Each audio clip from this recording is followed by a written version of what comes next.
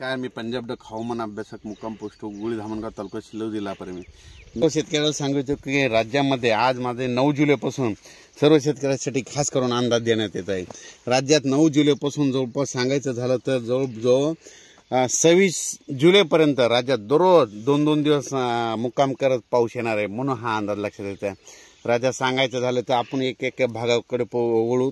सांगायचं झालं तर पूर्व विदर्भ, पश्चिम विदर्भ, दक्षिण महाराष्ट्र, उत्तर महाराष्ट्र, कोकणपट्टी, खानदेश, मराठवाडा म्हणजे जवळपास सर्व भागात राज्यामध्ये जवळपास 26 जुलैपर्यंत चांगला पाऊस बरसणार आहे, म्हणून हा अंदाज लक्षात घ्यायचा.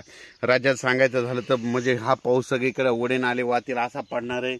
जिथं ज्या ज्या ठिकाणी छोटे डोंगरामध्ये छोटे छोटे तळे ते लगेच ह्या म्हणजे 26 जुलैच्या आज सगळे ते छोटे तळे भरून जातील आणि मोठ्या धरणामध्ये मात्र चांगली आवक यायला सुरुवात होईल, म्हणून हा अंदाज लक्षात घ्यायचा. परत एक सांगू इच्छितो की राज्यामध्ये मागेच तुम्हाला एक सांगितलं होतं की एका अंदाजामध्ये सांगितलं होतं की राज्यामध्ये यापुढे पाऊस कधीच कोणाला विचारत नाही. 10 जुलै ते 15 जुलै ही तारीख कॅलेंडरमध्ये अशी गोल करून ठेवत जा.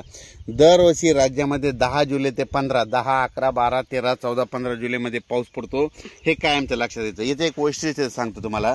दरवर्षी पंढरपूरची यात्रा कधी असते, कधी 8 जुलैला येते, कधी 9 जुलैला येते, कधी 10ला येते, कधी 11 जुलैला येते. तर सर्व शेतकऱ्याला सांगू इच्छितो की राज्यामध्ये